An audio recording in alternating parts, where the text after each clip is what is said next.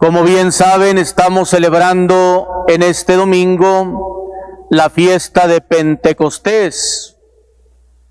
Es un acontecimiento que marcó definitivamente el inicio de la Iglesia por el cumplimiento de aquella promesa que hizo el Señor Jesús. Dice ahí en el Evangelio de San Juan, capítulo 16, verso 7, conviene que yo me vaya para que venga a ustedes el Espíritu Paráclito, el Espíritu Consolador, el Espíritu Santo. Y si siguen leyendo ahí en el capítulo 16, verso 13, va a decir, cuando venga el Espíritu de la verdad, Él los guiará a la verdad plena. Es decir, anuncia a Jesús que no dejará a su iglesia, a su comunidad de creyentes huérfanos, una vez que Él no esté ya físicamente.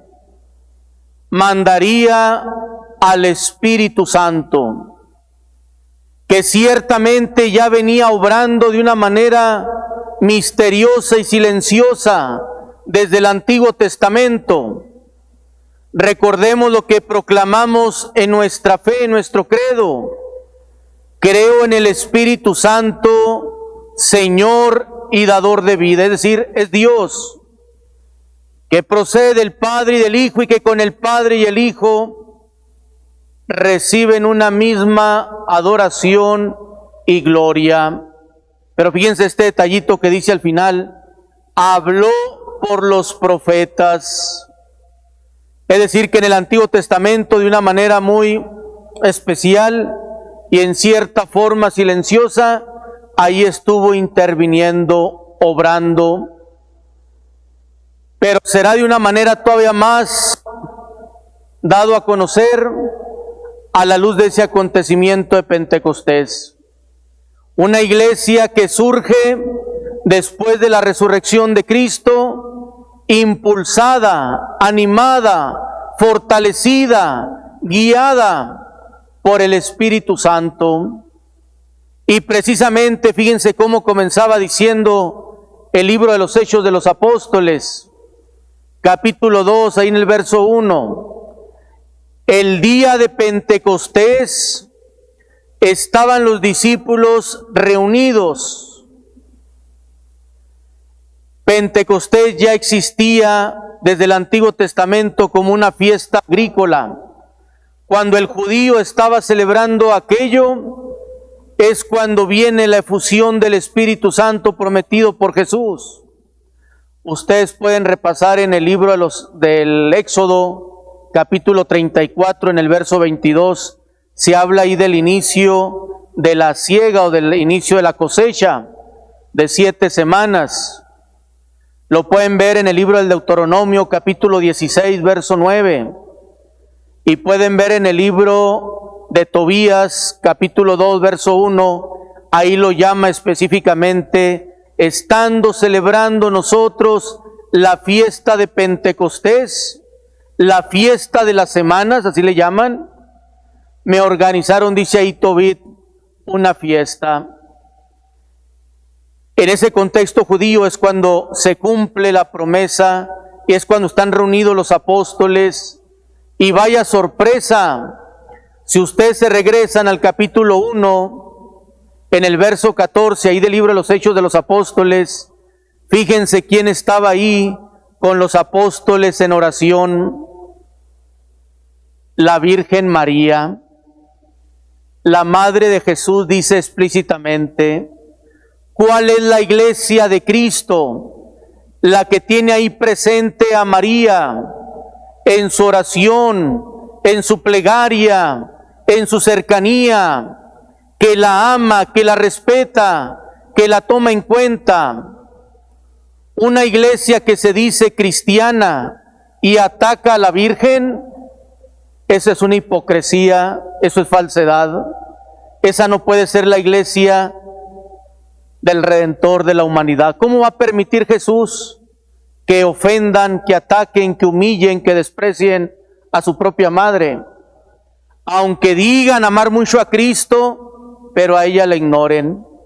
Cuando en los inicios de la iglesia ella está presente en oración en la comunidad apostólica. Hechos de los Apóstoles, capítulo 1, verso 14. Hay manifestaciones de esa presencia del Espíritu, signos que no agotan ciertamente su acción o su eficacia. Estando reunidos ahí los apóstoles, dice la palabra de Dios, que se posaron como unas lenguas de fuego sobre ellos. Vino un viento fuerte, empezaron a hablar en diversas lenguas, pero fuerte dice en el capítulo 2, verso 4, quedaron llenos del Espíritu Santo.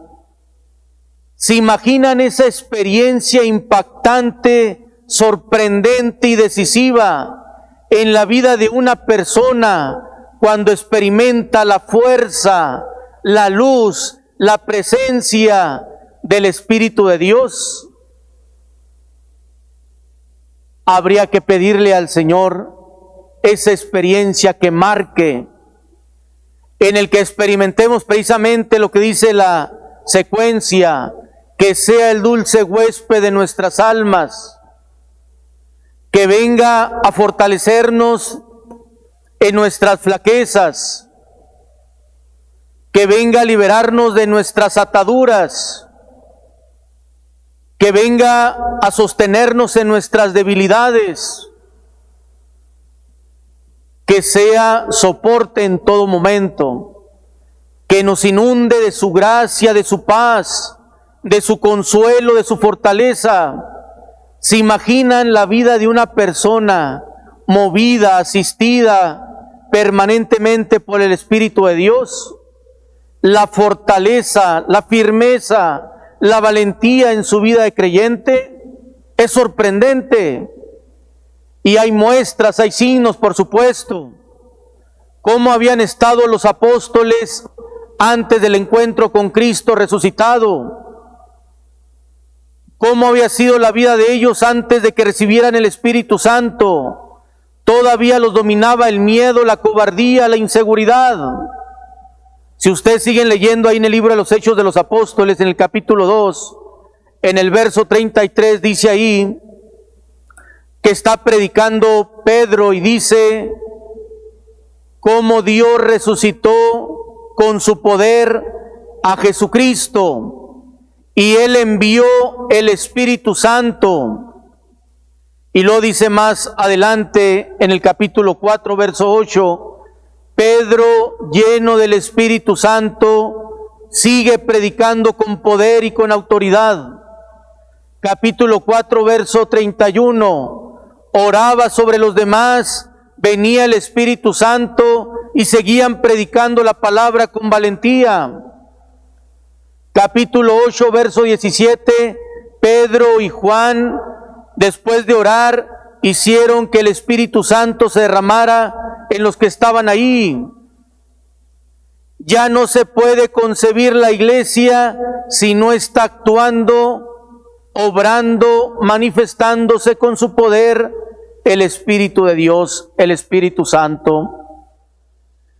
Cuando se van a elegir a los primeros diáconos, fíjense cuáles eran como las condiciones que pedían para que alguien fuera elegido diácono. Hechos de los Apóstoles, capítulo 6, en el verso 3 dice, que sean hombres de buena fama, y aquí viene la clave, llenos del Espíritu Santo, hombres de fe, pero sobre todo ahí, llenos del Espíritu Santo. Cuando eligen a Esteban, que sería el primer mártir, ahí en el capítulo 6, pero en el verso 5 dice que Esteban era un hombre lleno del Espíritu Santo. Es decir, era movido, dócil, abierto al poder de Dios, y por eso Dios va a intervenir a través de ellos. Y van a hacer cosas sorprendentes, por supuesto. Si nos vamos a otros pasajes bíblicos, nos topamos que ya desde el Antiguo Testamento actuaba la acción del Espíritu de una manera sorprendente. Si ustedes se van al libro del profeta Ezequiel, en el capítulo 37, en los versos en el 5 y en el 14, dice: enviaré mi espíritu y esos huesos van a revivir. El Espíritu de Dios puede hacer maravillas cuando se deja actuar.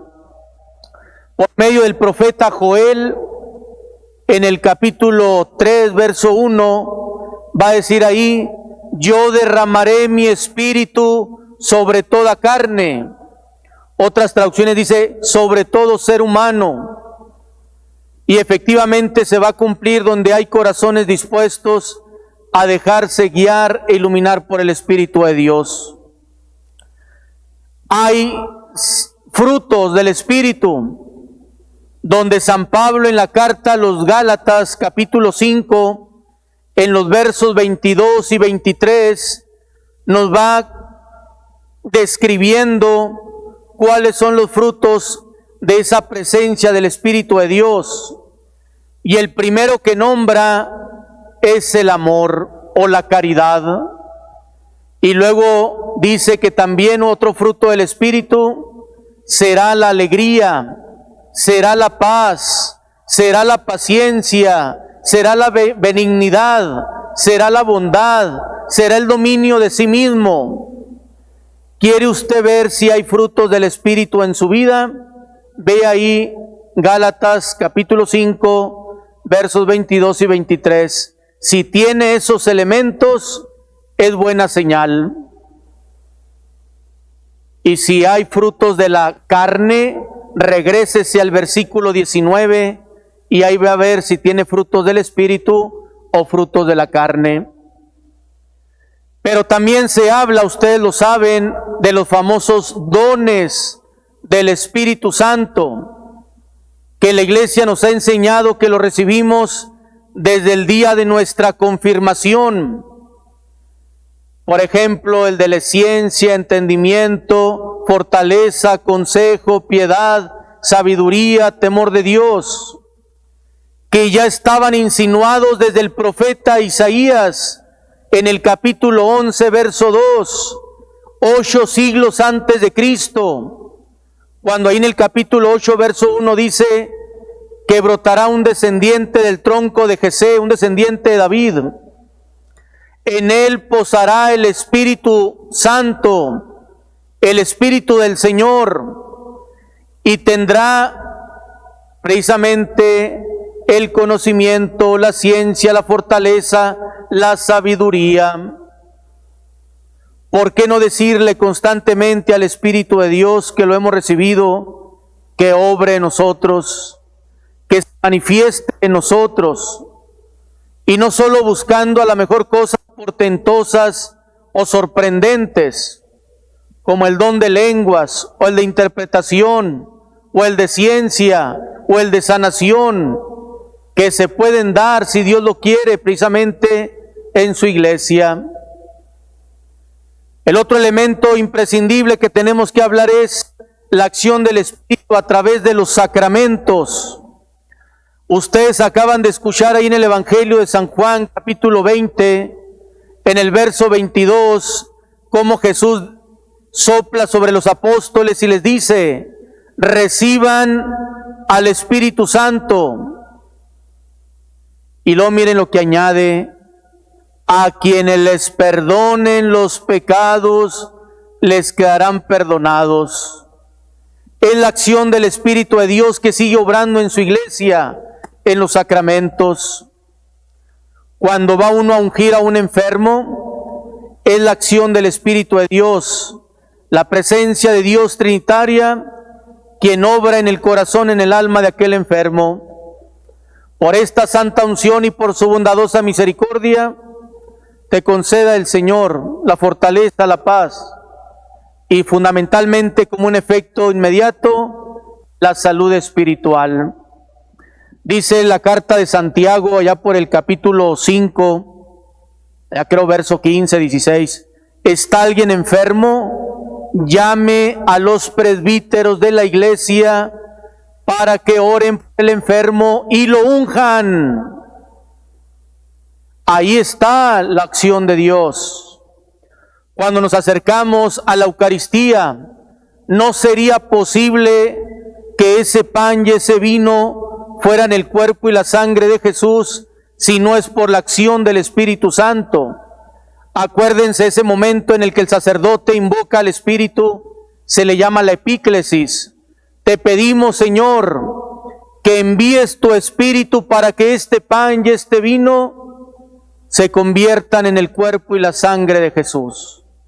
No es por la santidad o debilidad del ministro, es la acción de Cristo obrando a través de aquel que llamó.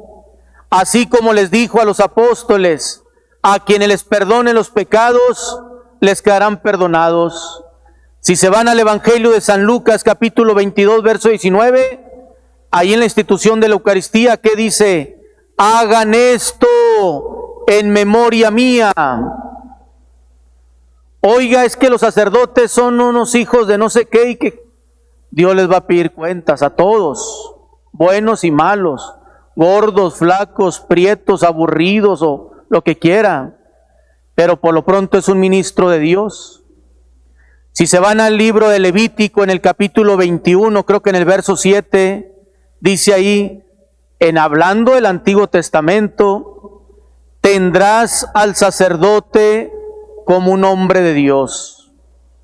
Oiga, pero pues no parece, pues así dice la Escritura, ¿verdad?